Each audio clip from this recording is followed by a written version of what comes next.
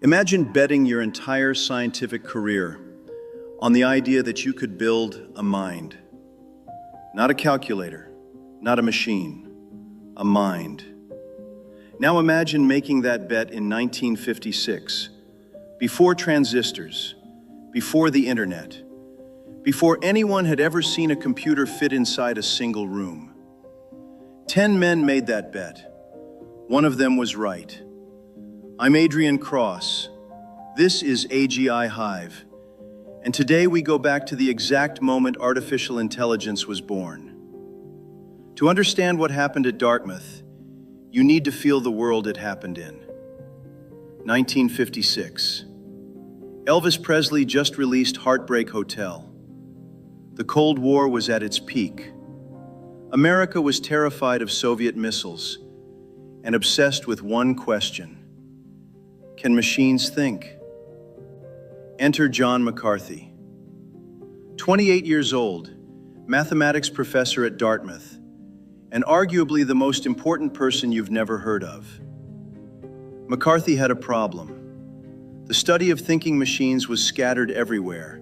Different fields, different names, different scientists who never talked to each other. He needed to unify them. And to unify them, he needed a name. So he invented one. Artificial intelligence. 2 words that would change everything. McCarthy didn't work alone. He recruited 3 of the most dangerous minds on the planet.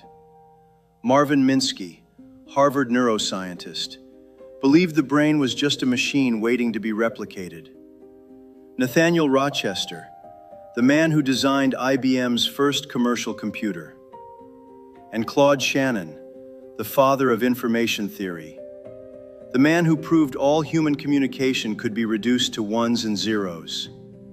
Together, they asked the Rockefeller Foundation for $7,500 to answer the biggest question in history.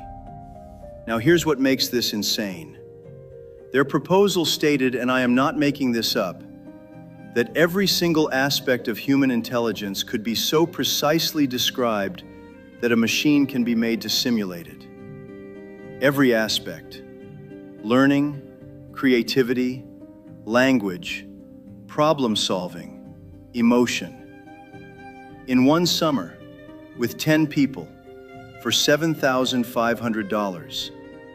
The audacity of this is staggering. But here's the thing. They weren't wrong. They were just early. June 18th, 1956. 10 scientists climbed to the top floor of the Dartmouth math department and begin talking. No fixed agenda, no formal presentations. Just the smartest people alive in one room asking impossible questions. 8 weeks.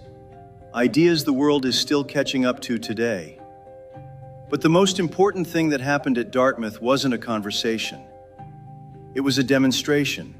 2 researchers from Carnegie Mellon, Alan Newell and Herbert Simon, walked in with something nobody had ever seen. A program. A running, working program that could prove mathematical theorems entirely on its own. They called it the logic theorist. And when it ran, it didn't just calculate, it reasoned. It made decisions. It thought. For the first time in human history, a machine demonstrated something that looked unmistakably like intelligence. The room went silent. Dartmouth didn't solve intelligence in one summer, but it lit a fuse. And like every fuse, what came next was an explosion, followed by a very long silence. Next time on AGI Hive, the AI winters. The years when funding dried up, scientists were humiliated, and the world agreed, maybe machines couldn't think after all. They were wrong. Subscribe, hit the bell, find out why. I'm Adrian Cross. This is AGI Hive. We design intelligence.